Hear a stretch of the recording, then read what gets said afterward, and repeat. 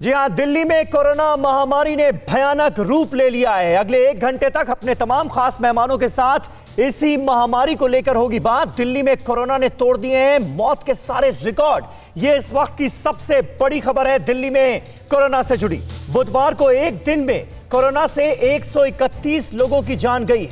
24 घंटे में मौत का यह सबसे बड़ा आंकड़ा है जो आज सामने आया है। पिछले 24 घंटों में हर घंटे 6 लोगों ने जान गंवाई है। हर घंटे 6 लोगों की जान जा रही। मौत के आंकड़ों से दोबारा दिल्ली सहमी हुई नजर आ रही है। तो दिल्ली में कोरोना महामारी भयानक रूप अख्तियार कर चुकी है। 10 दिनों में दिल्ली में करीब 60,000 नए कोरोना केस रजिस्टर किए गए हैं। 12 मिनट में एक मौत का ये जो आंकड़ा है, ये दिल्ली को शॉक कर रहा है। और बड़ा सवाल यह कि आखिर कहां कमी रह गई, कहां बदइंतजामी हुई, जिसकी वजह से आज दिल्ली वाले इस महामारी का दंश झेलने के लिए मजबूर हैं।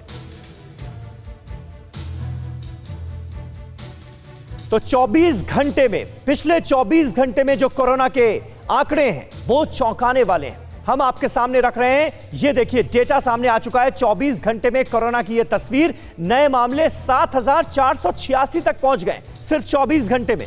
मौत 131 लोगों की हुई है। मरीज जो ठीक हुए हैं उनकी संख्या तकरीबन 6,901 के आसपास है। और टेस्ट जो किए गए इस बीच वो है 62,232, यानी पिछले 24 घंटे में 62,232 टेस्ट हुए हैं। मरीज ठीक हुए हैं 6,901, लेकिन 131 और लोगों की जान ले ली है पिछले 24 घंटे में इस संक्रमण ने। और 7,486 नए मामले सामने आ गए। और किस दिन कितने केस दिल्ली में सामने आए, इस पर जरा हम नजर डाल लेते हैं। यह देखिए, आंकड़ा हमारे सामने आ चुका है। नवंबर में कोरोना विस्फोट हुआ है। तीसरी वेव इसे कहा जा रहा है दिल्ली में। और केसेस जो हैं वो 5,664 सामने आ चुके हैं। आए 1 नवंबर को और जान गई 51 लोगों की। तो नवंबर के ये जो आंकड़े हैं ये बहुत परेशान कर देने वाले, बहुत चिंताजनक आंकड़े हैं। इसके अलावा आप देखिए, 2 नवंबर को 4,001 केस सामने आए और 42 लोगों की जान चली गई। 2 नवंबर की ये जानकारी हमने आपको दी। वहीं 3 नवंबर को 6,725 नए केस सामने आए और 48 लोगों की जान चली गई। तो ये नवंबर की शुरुआत से ये जो ट्रेंड, भयानक ट्रेंड देखने को मिल रहा है, ये अपने आप में बहुत चिंताजनक है। 4 नवंबर को 6,842 नए केस सामने आए और 51 जो मरीज अलग अलग अस्पतालों में भर्ती थे उनकी जान चली गई। इसके बाद आप देखिए, 5 नवंबर को भी यह सिलसिला जारी रहता है। 6,715 नए केस सामने आए और 66 लोगों की जान चली गई। तो ये 24 घंटे में, यानी पिछले 24 घंटे में संक्रमित मरीजों की तादाद भी बढ़ रही है और मौत का आंकड़ा भी बढ़ रहा है। 6 नवंबर को देखिए, 7,000 से ज्यादा हो गए नए केस, 7,178 और 64 लोगों की जान ले ली कोरोना वायरस के संक्रमण ने। और अब 7 नवंबर का डेटा आपके सामने आ चुका है। 6,953 नए केस सामने आए 7 तारीख को और 79 लोगों की जान चली गई। तो ये सिलसिला जो है लगातार जारी है और जो आंकड़े हैं वो बहुत ही परेशान कर देने वाले हैं। इस वक्त भी जब मैं आपसे मुखातिब हूं तो दिल्ली के मुख्यमंत्री अरविंद केजरीवाल एक सर्वदलीय बैठक कर रहे हैं, ऑल पार्टी मीटिंग कर रहे हैं। इससे जुड़ी बड़ी खबर आपको बता दें, केजरीवाल की अगुवाई में कोरोना को लेकर चल रही है इस वक्त ऑल पार्टी मीटिंग, क्योंकि दिल्ली का जो आलम है और जिस तरह से संक्रमित मरीजों की संख्या और मौत के आंकड़े बढ़ रहे थे, उसको लेकर ऑपोजिशन की जो पार्टियां थी वो लगातार हमलावर थी केजरीवाल की सरकार पर। और अब अरविंद केजरीवाल इस वक्त एक ऑल पार्टी मीटिंग कर रहे हैं जिसमें दिल्ली की सभी पॉलिटिकल पार्टियों के नुमाइंदे शामिल हैं और कोरोना से कैसे निपटना है, क्या रणनीति बनाई जानी चाहिए, कहां स्ट्रैटेजी में कमी रह गई, इन सारे मुद्दों पर इस वक्त ऑल पार्टी मीटिंग में भी बातचीत चल रही है। बैठक में दिल्ली बीजेपी के जो प्रदेश अध्यक्ष हैं वो भी शामिल हैं, दिल्ली कांग्रेस के अध्यक्ष भी शामिल हैं। और इसके अलावा नेता विपक्ष रामवीर सिंह विधुड़ी और दिल्ली कांग्रेस अध्यक्ष अनिल चौधरी भी इस बैठक में शामिल हैं। दिल्ली सचिवालय में ये अहम बैठक चल रही है। और इस वक्त हमारे साथ तमाम जो मेहमान हैं वो जुड़ चुके हैं, साथ ही हमारे तमाम संवाददाता भी मौजूद हैं, उनसे आपका तारुफ करा दें। प्रवीण शंकर कपूर साहब हमारे साथ मौजूद हैं, जो कि दिल्ली बीजेपी के स्पोक्स पर्सन हैं। अली मेहंदी जो कि कांग्रेस पार्टी के नेता हैं, वो थोड़ी देर में इस डिबेट को ज्वाइन करेंगे। संजीव झा आम आदमी पार्टी के विधायक और स्पोक्स पर्सन, वो हमारे साथ जुड़ चुके हैं। डॉक्टर सोनिया लाल गुप्ता हमारे साथ मौजूद हैं और उनकी सलाह जो है वो भी खासी अहम होगी। पीयूष पांडे हमारे संवाददाता इस वक्त निगम बोध घाट से हमारे साथ लाइव मौजूद हैं और मोहित हमारे सहयोगी आईटीओ के कब्रिस्तान से लाइव मौजूद हैं, क्योंकि आप अंदाजा लगा सकते हैं हमारे इन दोनों संवाददाताओं की मौजूदगी कब्रिस्तान और शमशान में क्यों है, क्योंकि मौत के आंकड़े लगातार बढ़ रहे हैं। कोरोना बहुत सारे लोगों की जान ले रहा है। हमारे साथ संजीव झा साहब मौजूद हैं। संजीव झा साहब, क्या आज इस बात पर मंथन हो रहा है कि कमी कहां रह गई? क्या वजह है कि हम देख रहे हैं जो अभी कोरोना की तस्वीर, देश के बाकी हिस्सों में कोरोना केसेस जो हैं वो कम हो रहे हैं, हालात जो हैं वो कंट्रोल में नजर आ रहे हैं, लेकिन दिल्ली में हालात आउट ऑफ कंट्रोल हो गए?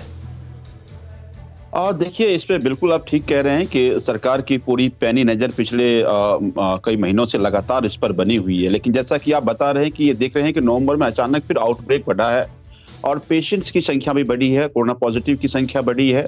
तो लगातार दिल्ली के मुख्यमंत्री अरविंद केजरीवाल ना केवल जो एक्सपर्ट है उनसे बात कर रहे हैं, बल्कि बाकी जितने भी स्टेक होल्डर्स हैं, चाहे वो सेंट्रल गवर्नमेंट हो, हमारे म्युनिसिपल के लोग हों या और ऑपोजिशंस हो, सबसे राय लेकर इसको कैसे और बेहतर किया जाए, इस पर चर्चा हो रही है। हम लोग लगातार कोशिश कर रहे हैं कि इस पे कंट्रोल किया जाए। अभी देखा हमने अमित शाह जी के साथ भी मीटिंग हुई, उसमें भी कुछ मदद की गई। और जितने भी एजेंसी दिल्ली में है, चाहे DRDO हो, सेना हो, जितने भी एजेंसीज हैं, सभी एजेंसीज मिलकर इस पर काम करने की कोशिश कर रही है। काम करने की तो कोशिश कर रही है, लेकिन नतीजा नहीं दिख रहा ना संजीव झा साहब। अब फेस्टिव सीजन है, इसमें हालात खराब होंगे, बाजारों में भीड़ नजर आएगी, लोगों की भीड़ भाड़ बढ़ेगी और उसमें संक्रमण और ज्यादा फैलेगा, इसका तो खतरा था। हर एजेंसी इसके लिए सतर्क कर रही थी, तो सरकार को उस हिसाब से प्लानिंग करनी चाहिए थी ना। इसीलिए आपने देखा कि दिल्ली सरकार लगातार लोगों को बता रही है कि कोरोना प्रोटोकॉल को आपको फॉलो करना है, सोशल डिस्टेंस मेंटेन करना है, मास्क लगाकर निकलना है। सड़कों पर कोशिश भी की गई, अगर जो मास्क नहीं लगाते हैं उस पर चालान किया जाए, थोड़ी सख्ती बरता जाए। तो जो लगातार कोशिश हो सकती है वो कर रहे हैं। मुझे लगता है कि हम सबको मिलकर के, मीडिया के लोगों को भी, जनता को भी समझना पड़ेगा कि अगर हमने कोई गलती करी तो इसका नुकसान उनको तो होता ही, साथ साथ पूरे सोसाइटी को होता है। तो हम सब लोग अगर साथ मिलकर के जो कोरोना का प्रोटोकॉल है उसको फॉलो करें और उसको माने, तो हो सकता है कि हम इस पे कंट्रोल कर पाए। ठीक है। प्रवीण शंकर कपूर साहब बीजेपी से हमारे साथ मौजूद हैं। प्रवीण जी, आपकी पार्टी लगातार ये आरोप लगा रही है कि दिल्ली की अरविंद केजरीवाल सरकार ने ठीक तरीके से निपटने में वो असमर्थ रही है, और हम ये देख रहे हैं कि कहीं ना कहीं हर मसलों पर राजनीति शुरू हो जाती है। कोरोना का जो मामला है ये तो हमारी हेल्थ से जुड़ा हुआ है, लोगों की जान जा रही है, लेकिन अफसोस की बात यह है कि जब सरकार कोई फैसला लेती है संक्रमण के दायरे को कम करने के लिए, संक्रमण ना फैले इसके लिए, तो उस पर भी राजनीति शुरू हो जाती है। यह भी एक दिक्कत है क्या, जिसकी वजह से समस्या बढ़ रही है दिल्ली में? देखिए सुमित जी, अगर आप ध्यान देंगे तो ईद पर बाजार खोलने की जब जल्दबाजी हुई थी, हाँ, उसके बाद से ये सरकार लगातार लापरवाही के एक के बाद डिसीजन लेती रही। अभी 10 दिन पहले देखिए, अचानक इन्हें एक जिद हो गई, हमें बसों को पूरा भर के चलाना है। क्या कारण था? अरे आप नई एडिशनल बसें सड़क पे ले आते अगर आपको लगता था लोगों को बसों की जरूरत है। तो आप कोई भी ऐसा काम नहीं कर रहे, आप एक इवेंट मैनेजमेंट की तरह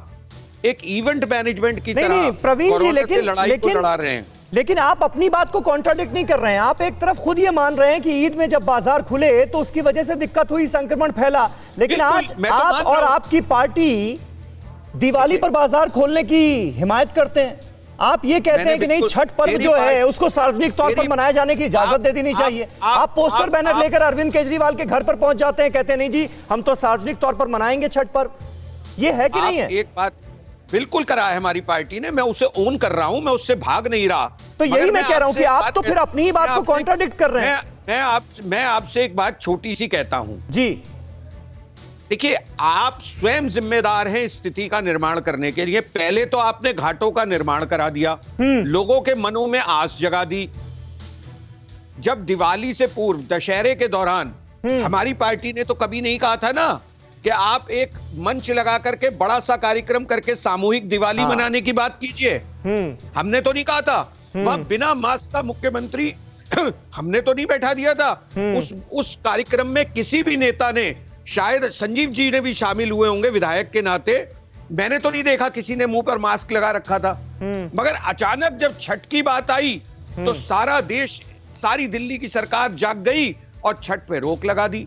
ठीक है, आप इस बीच में ईद, बकरा ईद भी मनाई गई, कोई प्रतिबंध नहीं लगा। तो आप एक त्योहार विशेष को, एक समुदाय विशेष को, संजीव झा जी तो स्वयं उस समुदाय से आते हैं, इनसे पूछिए ना क्या महत्व है। लेकिन बड़ी अफसोसनाक बात है ये, वो चाहे संजीव झा की पार्टी की तरफ से हो या आपकी पार्टी की तरफ से हो, कम से कम सेहत से जुड़े मसलों पर इस तरह की छोटी राजनीति तो ना होना, ये तो कम से कम एक्सपेक्ट करते ही होंगे दिल्ली वाले आप सभी लोगों से।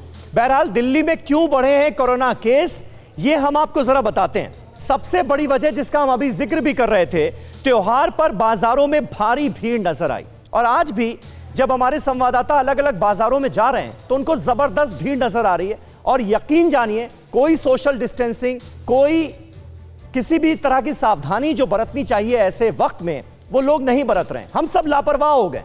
खरीदारी में बड़ी लापरवाही बरतते हुए हर जगह लोग नजर आ रहे हैं। देश के कई बड़े थोक बाजार जो हैं वो खुले हुए हैं और कहीं सोशल डिस्टेंसिंग का पालन नहीं किया जा रहा है दिल्ली के अंदर। और यह सिलसिला मौत के इतने आंकड़े सामने आने के बाद भी जारी है। बिना मास्क घूमने लगे हैं लोग। लोगों को ऐसा लग रहा है कि अपनी सेहत की परवाह नहीं रही। और कुछ लोगों ने तो यह मान लिया कि कोरोना खत्म हो गया है, ये बहुत वीक हो गया है, कमजोर हो गया है, हमें हो नहीं सकता। एक वजह यह भी है कि जो अभी इतने ज्यादा केसेस सामने आ रहे हैं क्योंकि टेस्टिंग का दायरा भी बढ़ा है। ज्यादा टेस्टिंग हो रही है तो ज्यादा संक्रमित मरीज जो हैं वो सामने आ रहे हैं। बहरहाल अब बड़ी बात यह है कि कोविड से लड़ेगी कैसे राजधानी, ये बड़ी बात है। अब शादी समारोह में सिर्फ 50 लोगों को इजाजत दी गई। यानी आप देखिए कि जो पुराने नियम थे जब कोरोना पीक पर था, तो वो दोबारा से वो नियम लागू किए जा रहे हैं। अर्धसैनिक बलों के 45 डॉक्टर और 160 स्टाफ को तैनात करने की बात की गई है। रेलवे ने 800 बिस्तरों वाले कोच उपलब्ध कराएं।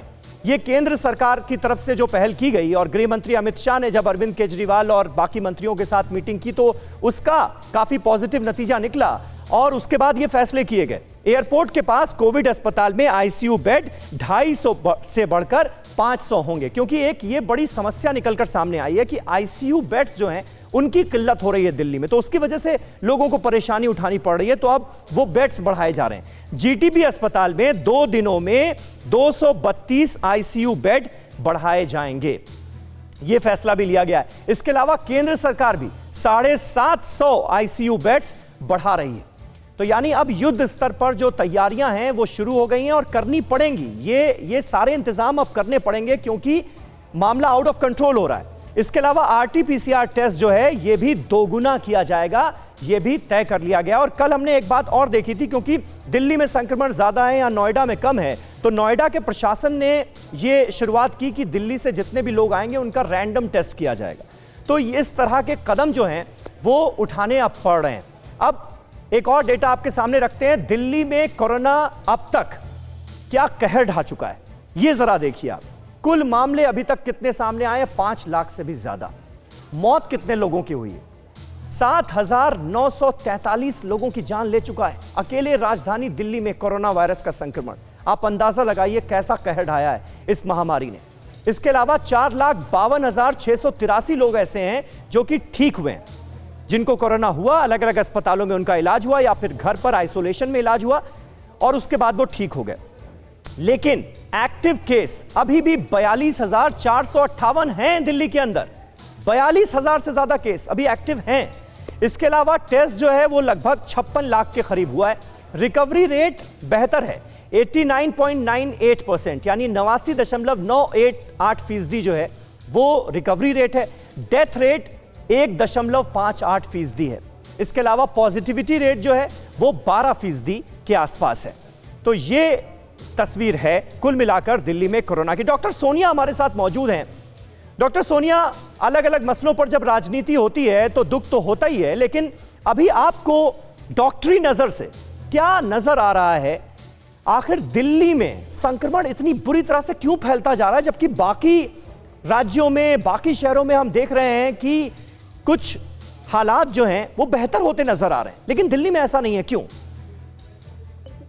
अभी तो बहुत ज्यादा गंभीर सिचुएशन है, इतने केसेस सामने आ रहे हैं और हॉस्पिटल्स में बेड्स अवेलेबल नहीं है, और कहीं ना कहीं इसके 2-3 कारण हैं कि दिल्ली में केसेस ज्यादा बढ़े हैं। एक तो डेफिनेटली फेस्टिवल सीजन का होना और शादियों का बढ़ना, क्योंकि शादियों में अगर 200 लोग आप सोचो एक ही इवेंट पे प्रेजेंट हैं और उसमें से एक सुपर स्प्रेडर है जिसको इन्फेक्शन है और कोई गंदा उसमें उनको कोविड वाला जो गंदा वो वायरस है, तो आप सोचो कितने लोगों को इन्फेक्शन हो सकती है। अच्छा, दुकान मार्केट्स में जाइए, लोग बिल्कुल अब प्रिकॉशंस नहीं ले रहे हैं, मास्क लोग नहीं डाल रहे हैं, सोशल डिस्टेंसिंग फॉलो नहीं हो रही है, जबकि सबको पता है कोविड में सोशल डिस्टेंसिंग 3 फीट की दूरी रखनी बहुत जरूरी है, मास्क डालना बहुत जरूरी है। जब लोग फॉलो करेंगे तो ये फैलेगा। पोल्यूशन इतना जो बढ़ गया है उसके कारण जो कोविड है वो हवा में ज्यादा देर तक रहता है और लंग्स भी पोल्यूशन इफेक्ट करता है, लंग्स को कमजोर करता है, कोविड भी लंग्स को इफेक्ट करता है, उसके कारण भी फैलना शुरू हो गया है। और विंटर सीजन में क्योंकि सर्दियां शुरू होने वाली हैं। लेकिन डॉक्टर सोनिया, कुछ लोग तो ये मानकर बैठ गए हैं कि देखिए कोविड-19 का ये जो वायरस है ये बहुत कमजोर हो गया है, बहुत वीक हो गया है, अगर हमें हो भी जाता है कोरोना तो ज्यादा असर पड़ने वाला नहीं है, घर में 4-5 दिन रहेंगे, काढ़ा वाड़ा पिएंगे, फिर ठीक हो जाएंगे। ये सोच, इस सोच पर आप क्या कमेंट करेंगे? ये आपने बहुत जरूरी बात उठाई है। ये जो लैक्स एटीट्यूड है देखी जाएगी, अरे माइल्ड इन्फेक्शन ही है, क्या है, लोग समझ नहीं रहे हैं कि जो जब सिवियर इन्फेक्शन होती है कितने लोगों की मौत हो रही है। जैसे आपने कहा कल हर घंटे 6 लोगों की मौत हुई है, तो कोविड में बिल्कुल इसको लैक्स लेने की बात है ही नहीं है। लोगों को जानना पड़ेगा कि उनको प्रिकॉशंस लेने बहुत जरूरी हैं। ये माइल्ड इन्फेक्शन, क्योंकि कुछ लोगों को माइल्ड होता है, उनको लगता है कि कोई घबराने की बात नहीं है, बहुत जरूरी है कि हम प्रिकॉशंस लें, और कोई तरीका है ही नहीं। और कोई तरीका है नहीं, जब तक दवाई नहीं तब तक ढिलाई नहीं, ये बार बार कहा गया, उसके बावजूद भी ढिलाई इतनी हो रही है, लापरवाही इतनी हो रही है कि क्या कहा जाए। कोरोना से मौत पर दिल्ली नगर निगम ने किया है क्या दावा, ये जरा देखिए। निगम बोध घाट पर 250 कोरोना पॉजिटिव मृतकों का अंतिम संस्कार हुआ है। 250 10 नवंबर से 17 नवंबर के बीच इतने सारे अंतिम संस्कार हुए हैं निगम बोध घाट पर। आप अंदाजा लगाइए कि कितनी भयावह महामारी है ये, और अगर हम लापरवाही कर रहे हैं तो इसका अंजाम क्या हो सकता है। ये आंकड़े जो हैं ये बहुत दुर्भाग्यपूर्ण हैं और हम सबको डराते भी हैं, लेकिन हमें ऐसा लगता है कि कहीं ना कहीं इस बीमारी से, इस महामारी से डर जरूरी भी है। वहीं 10 नवंबर से 17 नवंबर के बीच ये इतना बड़ा आंकड़ा सामने आया है। और हमारे संवाददाता जो हैं वो मौजूद हैं इस वक्त, पीयूष पांडे हमारे साथ मौजूद हैं निगम बोध घाट से ही। पीयूष, जरा बताइए हमारे दर्शकों को, आप क्योंकि निगम बोध घाट पर ही मौजूद हैं, कोरोना की वजह से दिल्ली जो दंश झेल रही है, किस तरह से वहां पर जो कोरोना पीड़ित लोगों के शव हैं वो आ रहे हैं, और क्या जो इंतजाम हैं निगम बोध घाट पर उनको भी ठीक तरीके से अंजाम देने में दिक्कत आ रही है क्या? जी समीर, बिल्कुल बहुत सारे जो शव 1 नवंबर से जो बढ़ोतरी हुई है लगातार शव आने की, इस बारे में हमें निगम बोध घाट के प्रशासन ने बताया कि आमतौर पर जो शव आते हैं उनको एम्बुलेंस लेकर आती है, उनके साथ डॉक्टर्स आते हैं, और उनके जो शव आते हैं उनके आमतौर पर जो तीमारदार होते हैं वो नहीं आते हैं, या फिर उनके परिजन भी नहीं आते हैं आमतौर पर, और शव का दहन जो किया जाता है वो डॉक्टरों और बाकी जो यहाँ पर निगम बोध घाट में लोग हैं उनकी मदद से किया जाता है। क्योंकि आमतौर पर जो शव जो आते हैं उनके साथ में जो लोग होते हैं वो अस्पताल के होते हैं, और परिजन इसलिए नहीं आते कि कहीं कोई इन्फेक्टेड ना हो जाए। सबसे बड़ी बात यह है कि निगम बोध घाट के जो प्रशासन का ये कहना है कि 1 नवंबर के बाद से लगातार बढ़ोतरी हो रही थी, और 10 नवंबर के बाद से वो बढ़ोतरी और तेज़ी से हो गई, और इसके बाद जो आपने बताया कि जो 10 नवंबर से 17 नवंबर तक के आंकड़े थे वो 250 के करीब हैं। ऐसी स्थिति में निगम बोध घाट में थोड़ी परेशानी ज़रूर लोगों को देखने को पड़ रही है। जो आम शव आते हैं, यानी कि जिन्हें कोरोना से पीड़ित नहीं हैं और उनके परिजनों को भी बड़ी परेशानी का सामना करना पड़ रहा है। हालांकि निगम बोध घाट के प्रशासन ने अलग अलग इंतजाम बिल्कुल किया हुआ है। पीयूष, बिल्कुल आप बने रहें पीयूष हमारे साथ। इस वक्त हम ITO खबरिस्तान का भी रुख कर लेते हैं। वहां पर हमारे सहयोगी मोहित ओम पहुंच चुके हैं। 24 घंटे में मौत का नया रिकॉर्ड बन गया है मोहित। 131 लोगों की जान चली गई सिर्फ पिछले 24 घंटे में। इस वक्त जहां पर आप खड़े हैं वहां से क्या रिपोर्ट आप दे सकते हैं? सभी 10 तारीख के बाद से यहाँ पे लगातार जो शवों को आने का सिलसिला है, जो कोविड से जिनकी मौत हुई उनके शवों को आने का सिलसिला एकदम से बढ़ा है। यहाँ पे औसतन रोज 3 से 4 शव लाए जा रहे हैं जो कोविड पेशेंट्स के हैं। यहाँ पे 10 बीघा जमीन जो है अलग से अलॉट की गई है, जिसको 2 गज और 4 गज की कैटेगरी में बांटा गया है। हालांकि यहाँ के प्रशासन का कहना है कि जिस तरीके से यहाँ पे रोजाना अब शवों में बढ़ोतरी हुई है, उससे वो जगह भी कम पड़ जाएगी। तो कहीं ना कहीं अब जो मुश्किलें हैं वो बढ़ने वाली हैं, क्योंकि जिस तरीके से कोरोना की 3rd वेव चली है, उससे अब जो मरीजों की मौत का आंकड़ा वो लगातार बढ़ रहा है। जिस तरीके से पिछले 24 घंटों में 131 मौतें दिल्ली के अंदर हुई हैं, तो उससे कहीं ना कहीं अब शमशान घाट और जो कब्रिस्तान हो वहां पे समस्याओं का सामना करना पड़ रहा है। और यहाँ के जो प्रशासन है उनका कहना है कि हम लगातार यहाँ के जो सरकार है उनसे हम बातचीत करने की कोशिश कर रहे हैं और यहाँ पे और बंदोबस्त करने की जो है कोशिश की जा रही है कि यहाँ पे और जमीन को जो कोरोना पेशेंट्स हैं उनके लिए अलॉट की जा सके। हालांकि यहाँ पे अभी फिलहाल 10 बीघा जो जमीन है उसको अलॉट किया गया है और पिछले 7 दिनों के अंदर यहाँ पे 34 से 36 शव जो है वो कोरोना पॉजिटिव होकर पहुंच चुके हैं। जी समीर। बिल्कुल, संजीव झा और प्रवीण शंकर कपूर हमारे साथ मौजूद हैं बीजेपी और आम आदमी पार्टी की नुमाइंदगी करने के लिए। संजीव झा, आप देख रहे हैं कि हालात क्या हो चुके हैं, किस तरफ हम बढ़ते हुए नजर आ रहे हैं, और अफसोस तब होता है जब हमारी सेहत से जुड़े इन मसलों पर भी सियासत शुरू हो जाती है और आप लोग आपस में लड़ते हुए नजर आते हैं। ऑल पार्टी मीटिंग के बाद उम्मीद की जाए कि बेहतर कोऑर्डिनेशन तमाम राजनीतिक दलों में और केंद्र सरकार और दिल्ली सरकार के बीच नजर आएगा। नहीं, मैं आपकी बात से बिल्कुल सहमत हूं, क्योंकि कोरोना की जो बीमारी है ये किसी राजनीति करेंगे तो मुश्किल हो जाएगी। इसमें सबको मिलकर काम करना पड़ेगा। और एक अच्छी बात भी है कि सभी सरकारें मिलकर काम कर रही है, चाहे केंद्र सरकार हो चाहे राज्य सरकार हो। जब जब मदद करने की जरूरत पड़ती है, केंद्र सरकार ने मदद किया है, सभी एजेंसीज आपस में मिलकर के काम कर रहे हैं। लेकिन दुर्भाग्य जरूर है कि दिल्ली के सड़कों पर पॉलिटिक्स देखने को, राजनीति देखने को मिल रहा है। मुझे लगता है कि राजनीति करने का वक्त बहुत मिलेगा। अगर हम सेहतमंद रहेंगे, हम लोग जिएंगे तो खूब राजनीति करेंगे। कम से कम इस वक्त राजनीति ना करें। अगर सड़कों पर भीड़ हो रही है, उसके रोकने की कोई भी उपाय अगर सरकार कर रही है तो उसको हम लोग नहीं संजीव झा, लेकिन बार बार ये कहा जा रहा है ना, खासतौर पर बीजेपी की तरफ से ये कहा जा रहा है कि प्रशासनिक नाकामी की वजह से, अरविंद केजरीवाल की प्रशासनिक नाकामी की वजह से दिल्ली में 2-2 बार मोदी सरकार को हस्तक्षेप करना पड़ता है और उसके बाद हालात सुधरते हैं। तो आम जनता जो है वो क्या समझे? क्या हस्तक्षेप से हालात सुधर रहे हैं या फिर दिल्ली सरकार और केंद्र सरकार के बीच कोऑर्डिनेशन बेहतर हुआ है जिसका यह नतीजा है? नहीं, मैं बिल्कुल, आप ठीक कर रहे हैं। मैं प्रवीण शंकर जी को सुन भी रहा था और उसमें वो कोशिश कर रहे थे उसमें भी धार्मिक रंग दें, उसमें भी सियासी रंग उसमें घोल दें। लेकिन देखिए, बात केंद्र सरकार या राज्य सरकार की नहीं है। मुझे लगता है कि जब कभी जरूरत पड़े, और अच्छी बात यह है कि हम लोग कहते हैं चलो आप मिलकर काम करें, क्रेडिट कोई भी ले ले, भाई क्रेडिट प्रधानमंत्री जी ले लें, क्रेडिट बीजेपी ले ले, क्रेडिट अमित शाह जी ले लें। जरूरत यह है कि आज जो हमारे सामने कोरोना का एक संकट है, उस संकट से निजात कैसे मिले। मैं जब दिल्ली सरकार को मदद के लिए हमने केंद्र सरकार की तरफ हाथ बढ़ाया, उन्होंने मदद किया और इसीलिए दिल्ली के मुख्यमंत्री ने धन्यवाद भी किया। तो मैं ये कहता हूं कि प्रवीण शंकर जी, फिर क्रेडिट लेने की कोशिश क्यों? कैसे विजय पाए? इसमें कोई भी सपोर्ट करता है, कोई भी आदमी आता है, ठीक है, बात क्रेडिट नहीं, और सपोर्ट तो होना ही चाहिए भाई, सपोर्ट तो होना ही चाहिए। अब नहीं होगा तो कब होगा?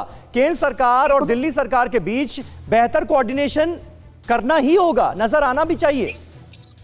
सरकारों की प्रॉब्लम नहीं है। प्रवीण शंकर जी बताइए, सड़कों कोरोना को लेकर कम से कम होगा, और ये चाहे वो मई में हो, उसके बाद हो, या अभी 4 रोज पहले रविवार को केंद्रीय गृह मंत्री ने अपना पूरा सहयोग दिल्ली को देने की बात की। रविवार को मीटिंग हुई, सोमवार की शाम तक दिल्ली को अर्धसैनिक बलों के डॉक्टर मिल गए, नर्सें मिल गईं। मगर कितना दुखद है कि अगले ही दिन आम आदमी पार्टी के प्रवक्ता सौरभ भारद्वाज एक प्रेस कॉन्फ्रेंस करते हैं और कहते हैं 2 दिन हो गए, गृह मंत्री ने जो 750 आईसीयू कहे थे उनमें से हमें 250 भी नहीं मिले अभी तक। राजनीति नहीं है तो क्या है?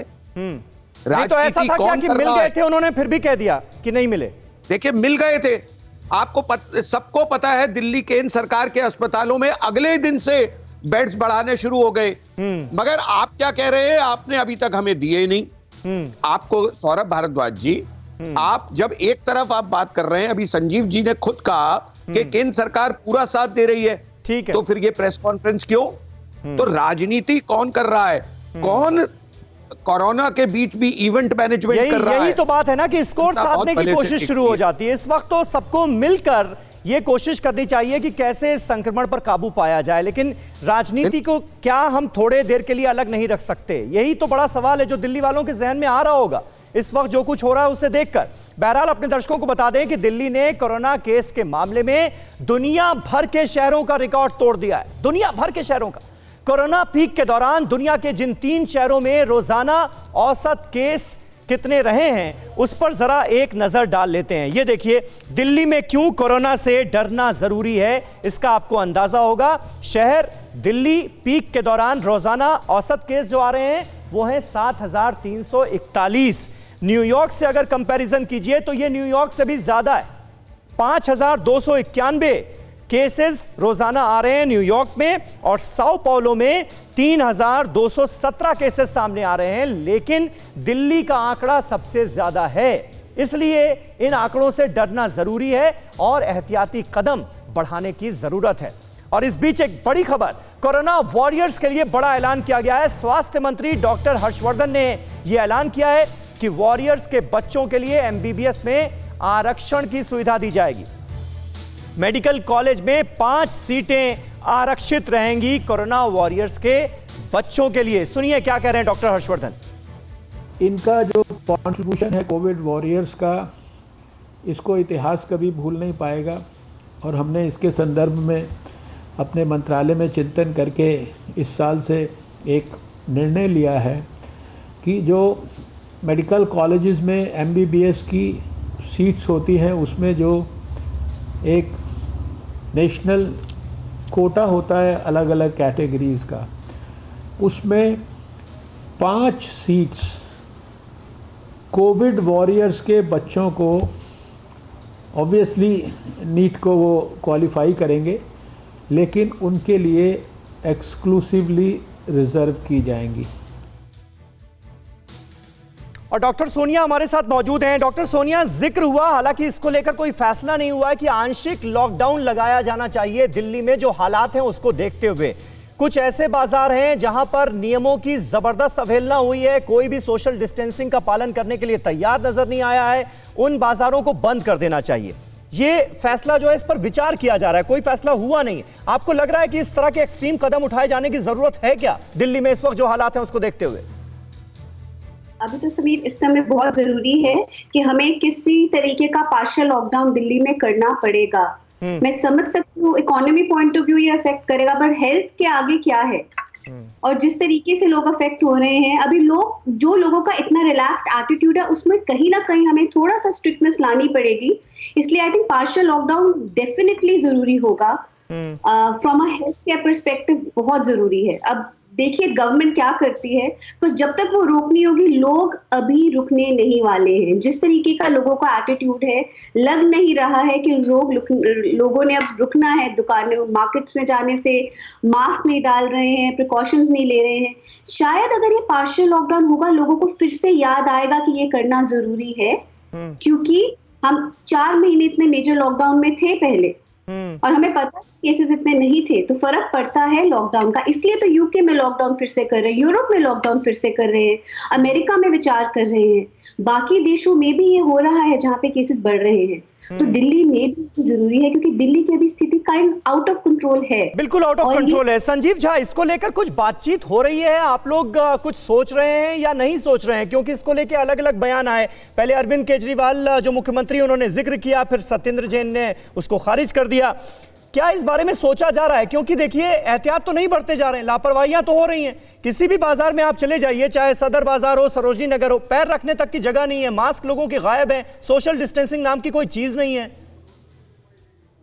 नहीं, बिल्कुल। देखिए, इसमें थोड़ी सी कन्फ्यूजन है। जब हम लॉकडाउन की बात करते हैं, कुछ लोग कंप्लीट लॉकडाउन समझ लेते हैं, कुछ लोग हम कह रहे हैं आंशिक लॉकडाउन। मतलब जिस जिस बाजार में बहुत ज्यादा भीड़ हो रही है उस पे आंशिक लॉकडाउन लगाई जाए। और इसकी रिकमेंडेशन दिल्ली सरकार ने अभी केंद्र सरकार को दिया है कि हम लोग चाहते हैं कि जहां जहां भीड़ बहुत ज्यादा हो रही है वहां वहां पे आंशिक लॉकडाउन लगाया जाए, ताकि लोगों के दुकानदार भी थोड़े से सजग हों और जो लोग जा रहे हैं वो भी इस बात को समझें।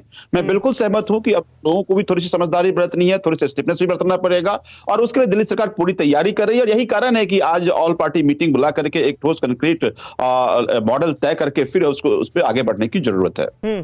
प्रवीण शंकर जी, आपको लग रहा है कि जो हालात हैं उसमें आंशिक लॉकडाउन जो है वो जरूरी हो गया है अगर इस बढ़ते संक्रमण पर काबू पाना है तो? मैं व्यक्तिगत तौर पे मानता हूं कि आंशिक लॉकडाउन वक्त की आवश्यकता है, मगर सरकार को उसे गंभीरता से करना होगा। ये नहीं कि सुबह मुख्यमंत्री कहे करना है, दोपहर को मनीष सिसोदिया कहे नहीं करना है, और शाम को कोई और इनका साथी खड़ा होकर कह दे कि क्यों करना है।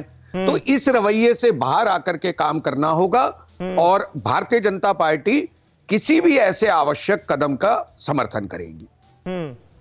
लेकिन वो दोनों तरफ से हो रहा है ना। बीजेपी की तरफ से डिमांड होती है कि भाई नहीं, हम तो सार्वजनिक छठ पूजा मना करेंगे, आप लोगों को कैसे रोक सकते हैं। तो उधर से उनकी तरफ से कहा जाता है कि भाई गृह मंत्री अमित शाह का ऑर्डर ले आओ, हम दे देंगे परमिशन। मतलब कोई ये नहीं बता रहा है, कोई ये कहने के लिए तैयार नहीं है अपने अपने वोट बैंक के चक्कर में कि अगर इस वक्त आप सार्वजनिक तौर पर बाहर निकलेंगे तो आपकी सेहत को दिक्कत हो सकती है। यह कहना बहुत मुश्किल हो गया है क्योंकि राजनीति आड़े आ रही है। समीर भाई, मैं फिर से कहता हूं कि दिल्ली में हालात आप स्वयं बार बार दिखा रहे हैं कि 1 नवंबर के बाद से लगातार बिगड़ रहे थे। तो ऐसे में क्या जरूरी था कि आपने दिवाली के दिन सामूहिक पूजन आयोजित कर लोगों में एक जिज्ञासा जगा दी, घाटों का निर्माण करा दिया। संजीव झा विधायक हैं, यहां बैठे हैं, ये बता दें क्या दिल्ली सरकार ने घाटों का निर्माण उन समितियों को इन्वॉल्व करके नहीं किया?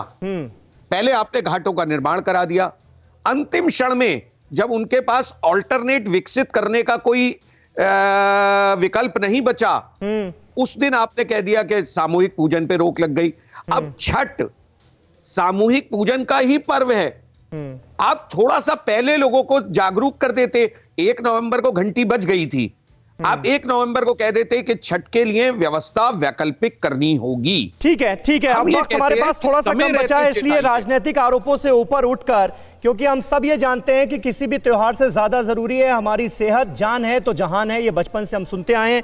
पीयूष पांडे हमारे साथ मौजूद हैं निगम बोध घाट से, और ITO के कब्रिस्तान से मोहित ओम हमारे साथ मौजूद हैं।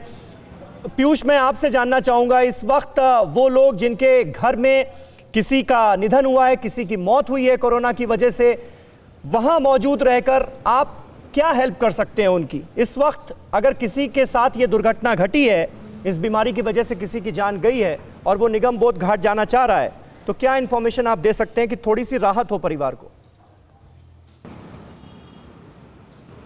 ये देखिए, निगम बोध घाट के प्रशासन ने पूरी अलग व्यवस्था कर रखी है। ख़ास तौर पर कोरोना संक्रमित जो लोग होते हैं उनकी अगर मौत हो जाती है और उनके लिए उनको अगर लेकर यहाँ पे शव को कोई आता है तो उसके लिए पूरी अलग व्यवस्था की गई है।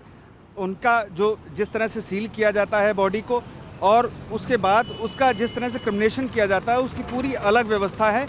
और निगम बोध घाट के प्रशासन का ये कहना है कि जो शव कोरोना संक्रमित नहीं थे वो आ रहे हैं, उनके लिए अलग व्यवस्था है, और कोरोना संक्रमित जो लोग थे जिनकी मौत हो गई उनके लिए पूरी अलग व्यवस्था है। ऐसे में अगर कोई परिजन साथ में आता है या कोई तीमारदार जो अस्पताल से सीधा साथ में आता है और बॉडी पूरी तरह से सील है, तो उसे घबराने की ज़रूरत नहीं है, क्योंकि उस सील को बरकरार रखा जाता है क्रिमिनेशन किए जाने तक। तो ऐसी स्थिति में जो परिजन हैं वो भी आ सकते हैं और जो तीमारदार हैं वो भी आ सकते हैं।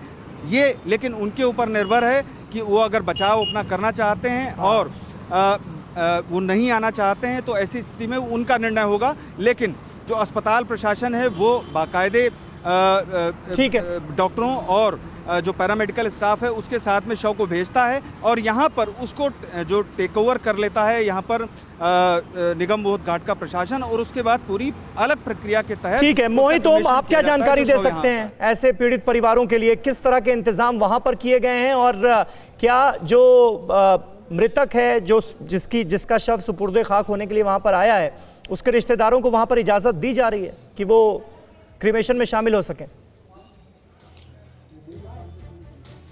समीर, अगर किसी भी शख्स की मौत अस्पताल के अंदर होती है तो पूरा अस्पताल प्रशासन की जिम्मेदारी है उसके शव को किस तरीके से कब्रिस्तान तक पहुंचाएगा, क्योंकि उनका एक लिमिटेड कोटा होता है कि कितने शव डेली उनको भेजने हैं और यहाँ पे कितने शव लिए जाएंगे। अगर किसी शख्स की मौत अपने घर में होती है तो उसके घर में जो परिजन है उनको पहले यहाँ पे आके इतला करना पड़ेगा कि ऐसी स्थिति है और उसके बाद उसके लिए व्यवस्था की जाएगी। हालांकि जो कोविड पेशेंट्स हैं उनके साथ आने वाले जो लोग हैं उनकी संख्या लिमिटेड की गई है और यहाँ बोला गया है कि उस 10 या 12 की संख्या से ज्यादा लोग यहाँ पर उनके साथ ना आए, क्योंकि इन्फेक्शन जिस तरीके से है और उस पूरे शख्स की जो पूरी जो प्रक्रिया होगी उसके शव दफनाने की पूरी कोविड प्रक्रिया के तहत ही होगी और उसको पीपीई किट पहने हुए शख्स ही उनके साथ आ सकते हैं। तो इस तरीके की यहाँ पे व्यवस्था की गई है और यहाँ पे 2 गज और 4 गज की कैटेगरी में नई जगह को अलॉट किया गया, जो 10 बीघा जगह है उनको जगह को अलॉट किया गया और उसी हिसाब से उनका यहाँ पे सुपुर्दे खाक किया जा रहा है। ठीक है, बिल्कुल आप बने रहे हमारे साथ। और इस बीच एक अहम खबर आ रही है हरियाणा से। हरियाणा में 9वीं से 12वीं कक्षा तक के स्कूल खोलने के बाद कोरोना ने बच्चों को अपना शिकार बनाया है। 2 हफ्ते में हरियाणा में अब तक 147 बच्चों को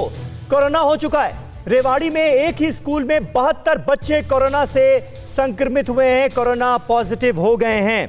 डॉक्टर सोनिया लाल गुप्ता, क्या ये आंकड़ा एक बार फिर हमें ये बता रहा है कि अभी वक्त नहीं हुआ है स्कूल खोलने का? बिल्कुल समीर, अभी इस वक्त शायद जब पीक पोल्यूशन चल रही है, विंटर शुरू हो गई है, ये वक्त बिल्कुल नहीं है अभी स्कूल को खोलने के लिए। अभी हमें थोड़ा रुकना चाहिए, क्योंकि बच्चे अगर इफेक्ट होते हैं और बच्चों में हमें पता है स्पेशली जो टीनेज 10 साल के ऊपर से जो बच्चे हैं, जब उनको कोविड-19 कॉम्प्लिकेशंस हो सकती हैं और बहुत खतरनाक कॉम्प्लिकेशंस हो सकती हैं। इसलिए बच्चों को प्रोटेक्ट करना बहुत जरूरी है। प्लस बच्चे कैरियर्स बहुत ज्यादा इजीली बन जाते हैं, क्योंकि जरूरी नहीं है सब में हो और फिर वो अपने ग्रैंड पेरेंट्स, अपने बुजुर्गों के पास में जाते हैं, उनको फैल जाता है। तो ये बहुत अभी इतने केसेस सामने आ रहे हैं, मानेंगे नहीं, जहाँ पे बच्चे घर के सारे बात कर रही हैं डॉक्टर सोनिया। आपकी ये सलाह और ये जो ताजा आंकड़ा हमारे सामने है, 2 हफ्ते में हरियाणा में 147 बच्चे कोरोना पॉजिटिव हो गए हैं, ये सरकारों के लिए भी एक उदाहरण है कि अभी क्या फैसला लेना है और क्या फैसला नहीं लेना है। आपका बहुत बहुत शुक्रिया हमारे साथ इस बातचीत में जुड़ने के लिए और हम उम्मीद करेंगे कि दिल्ली की ये सूरत जल्द से जल्द बदले। आज ऑल पार्टी मीटिंग हो रही है, सारे राजनीतिक दल एक साथ एक मंच पर हैं और आपसी कोऑर्डिनेशन केंद्र और राज्य सरकार के बीच और बेहतर हो, इसकी उम्मीद कर सकते हैं हम। फिक्र आपकी, सोमवार से शुक्रवार रात 9 बजे सिर्फ TV9 भारतवर्ष पर।